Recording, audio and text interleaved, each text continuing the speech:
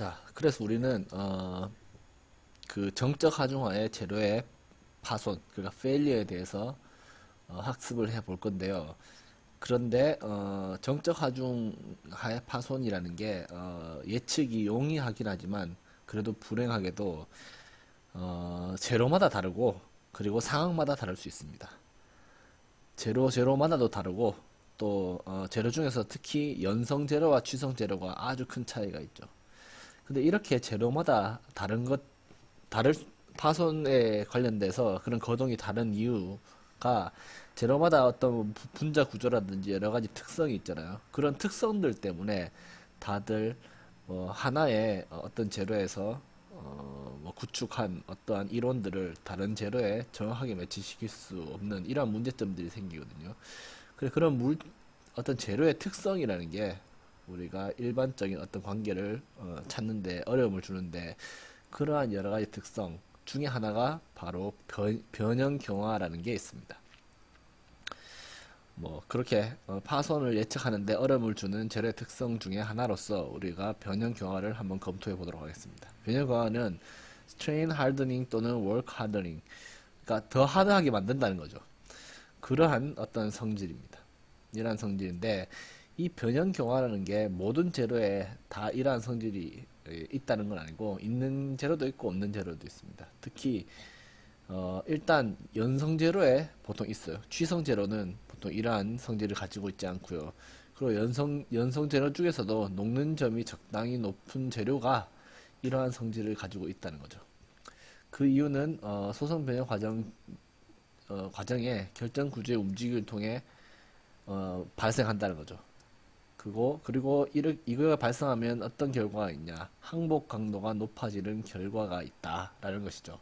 항복 강도는 뭐 일드라고 해서 지난주에 다뤘었죠. 탄성 변형을 가질 수 있는 최대 응력. 그러니까 물체가 소성 변형을 한다면 그 소성 변형의 시작점이 바로 항복 강도라 할 수가 있다. 그렇게 얘기했습니다. 자, 그럼 변형 경우가 뭐냐? 자, 이 그림을 한번 봅시다. 원래 여기서 여기까지는 탄성 변형이죠. 탄성 변형을 하고 있습니다. 그러니까 뭐 다시 한번 복수를 하자면 탄성 변형이라는 것은 일단은 이 재료가 어떠한 변형을 겪으면 그 응력을 다시 빼면 똑같은 왔던 길로, 그러니까 왔던 거동과 똑같은 거동을 통해서 거꾸로 그 형태를 다시 회복하는 그러한 상태를 탄성 변형이라고 하고, 그리고 이게 선형적이다라고 가정을 한다고 그랬죠. 이 점이 탄성 변형을 끝내는 점, 이거보다 더 늘어나면 소성 변형을 하겠죠. 그래서 이 점이 바로 항복점, 우리가 얘기하는 항복 강도라고 했죠. 근데 이거를 지나면 이제 소성 변형을 시작하는데, 소성 변형을 하다가 힘을 이제 빼면 어떻게 되냐? 일반적으로 소성 변형을 하게 되면 그 탄성의 그 강도, 그러니까 이 재료가 가지고 있는 탄성 능력을 잃게 됩니다. 그래서 이러한 현상이 나타나진 않는데 지금은 변형 경화를 하는 재료를 보고 있잖아요. 그래서 변형 경화를 하는 재료는 어떤 거동을 보이냐? 힘을 다시 주면 빼면 이렇게 돌아갑니다. 근데 왜 이렇게 돌아가냐? 얘는 소성 변형을 하더라도 탄성 계수가 변하지 않거든요. 그래서 이렇게 돌아올 수밖에 없죠. 그래서 완전히 응력이 제로가 되는 지점을 보면 이만큼 변형이 돼 있죠. 그러니까 어떤 재료를 늘렸다가 이만큼 3번까지 늘렸다가 줄이면 원래 재료보다 조금 더 늘어나야 이만큼 더 늘어나 있기는 한다는 얘기죠. 그런데 이 재료를 다시 당기면 이렇게 탄성 변형을 다시 한다는 거죠. 그런데 이 각도로 이 기울기로 올라가면 다시 여기 만나면 여기서부터 다시 소성 변형을 시작하거든요. 근데 원래 항복 강도, 원래 탄성 구간보다 탄성 구간이 더 늘어났죠. 그래서 항복 강도가 여기에 있게 되는 거죠. 결과적으로 항복 강도가 이까지 올라가게 된 거죠. 그래서 이러한 것, 항복 강도가 올라간, 강도가 높아진 이러한 상태를 바로 변형 경화라고 한다는 것이죠. 자, 이러한 것들이 왜 우리가 뭐 연구를 하고 왜 우리가 검토를 해야 될까? 자, 강도가 좋아지면 일반적으로 뭐 재료의 강도가 좋아졌다고 하면 일반적으로 좋은 거죠. 뭐 예를 들어서 롤링 밴딩. 예를 들어서 어떤 물체, 이런 물체가 있다고 칩시다. 이 물체를 굽혔어요. 예를 들어서 이게 변형 경화를 하지 않는 플라스틱이다. 근데 이렇게 굽혔잖아요. 그러면 여러분들 여기 하얗게 되면서 이 부분이 좀 약해지죠. 그래서 몇 번 굽혔다 폈다 하면 이 부분이 쉽게 부러지잖아요. 그죠? 그 이유는 여기서 소선 변형을 했는데 소선 변형을 했기 때문에 이 재료가 좀 약해져 있는 거죠. 그런데 어떠한 재료가 있는데 이 재료는 변형 경화를 하는 재료라 그러면 굽히면 오히려 이 지점이 다른 지점보다 더 강해질 수가 있다. 항목 강도가 더 높아질 수 있다. 그 이유는 변형 경화를 했기 때문이거든요. 그래서 이러한 재료라면 밴딩, 그러니까 굽혀서 만드는 그러한 어떤 그 가공 방식에서는 이러한 재료가 환영받겠죠. 원래하고 강도가 똑같아도 좋은데 오히려 더 높아졌잖아요. 그래서 이러한 재료는 변형 경화를 하면 이러한 용도에서는 되게 알맞은 그러한 성질이다. 되게 유용한 성질이다 할 수 있죠. 자, 롤링 같은 경우에는 어떤 드럼 같은데 이 드럼의 사이 간격보다 더 큰 재료를 집어넣어서 밀면 이렇게 평평하게 물체가 나오는 그러한 거를 롤링이라 그러거든요.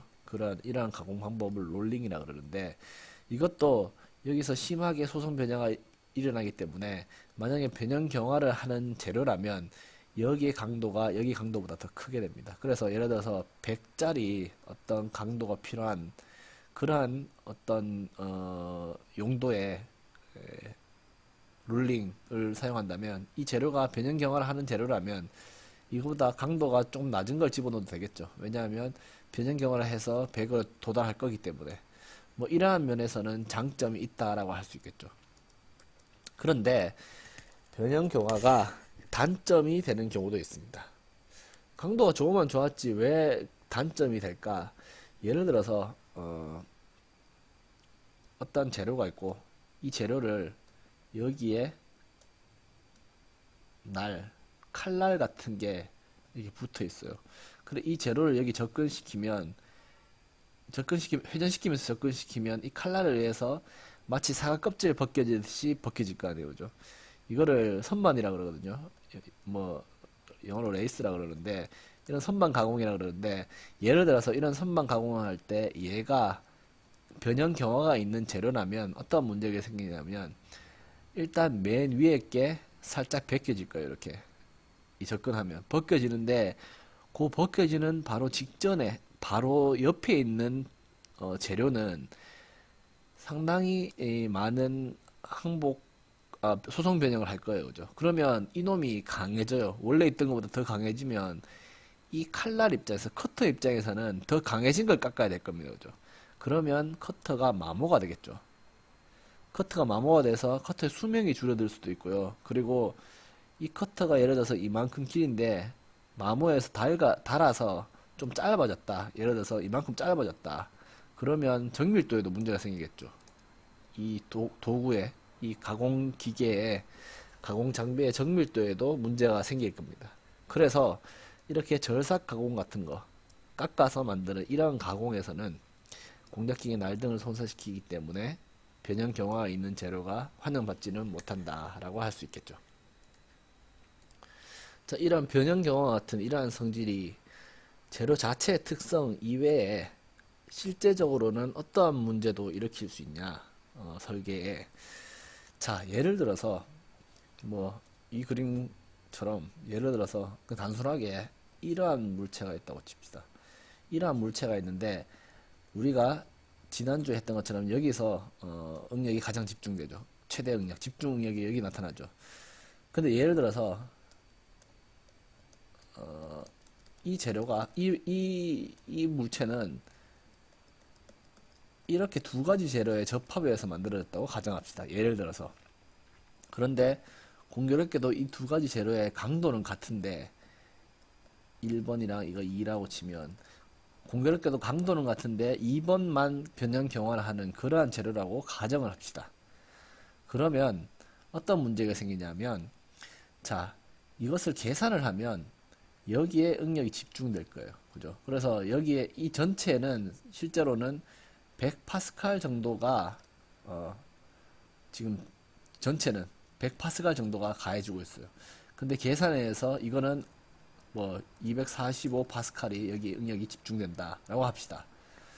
근데 이 놈들이 둘 다 200이 강도라고 칩시다. 200이. 그러면 우리는 여기서 뭐 파괴라든지 항복이 일어날 것을 알죠.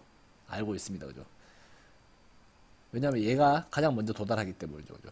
근데 만약에 이 2번 재료가 변형 경화를 하는 재료다 하면 얘가 245 점점 올라가면 올라갈수록 항복을 하면서 소성 변화를 하면서 얘는 강도가 더 세졌을지 몰라요.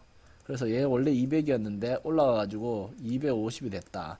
그러면 여기 245가 가해지더라도 얘는 항복이라든지 파괴가 일어나지 않을 수도 있어요. 아니면 소성 변화 때문에 여기 찌그러져 가지고 얘가 245만큼 안 올라갈 수도 있다는 거죠. 그 대신 이 지점에 얘가 250까지 올라갈 때까지 안전하지만 이 지점이 점점 올라다가 200을 넘어서게 되면 이 지점이 대신 항복이라든지 파괴가 된다는 거죠. 왜냐하면 요 제로는 아까 얘기했을 때 변형 경화가 없다 이러면 문제가 될 수 있다는 거죠. 그래서 여기서 하고 싶은 말은 이러한 것을 우리가 검토를 할 때 제로의 성질까지 같이 고려를 해야지 여기서 설사 어떤 기하학적으로 여기서 최대 응력이 발생하지만 그래도 그 강도에 영향을 주기 때문에 그러니까 그래서 실제로는 여기보다는 다른 지점에 그러니까 두 번째로 높은 지점 또는 다른 제로의 제일 높은 지점에 어떤 문제가 생길 수도 있다. 그러한 것까지 고려를 해야 된다는 거죠. 그래서 제로의 특성도 설계에 고려를 해야 된다. 그러한 이야기입니다. 자, 그리고 일부의 훼손이 있어도 파손하지 않는 이유. 자, 유리 같은 경우에는 다행히도 경도가 커요. 그래서 스크래치가 잘 안 나는데 만약에 이렇게 스크래치가 났다. 그러면 유리는 되게 잘 깨집니다. 왜냐면 여기가 응력이 집중되니까요. 그죠? 그런데 플라스틱 같은 경우에는 이렇게 스크래치가 나더라도 잘 안 깨지죠. 그 이유는 여기서 뭐 그 이유가 여러 가지 있을 수 있겠죠. 여기서 소선 변형이 일어날 수도 있는데 변형 경화가 일어날 수도 있어요. 그래서 이 시점에 변형 경화가 일어나서 더 강해져서 균열이 진행 못하거나 아니면 균열이 시작하지 않는다는 거죠. 그러한 여러 가지 이유도 여러 가지 현상도 변형 경화와 같은 제로의 어떤 특별한 성질에 의해서 뭐 생겨날 수도 있고 변화가 생길 수도 있기 때문에 우리는 뭐 파손을 고려한다든가 설계를 할 때 이러한 점을 염두에 두고 있어야 된다. 그러한 얘기입니다.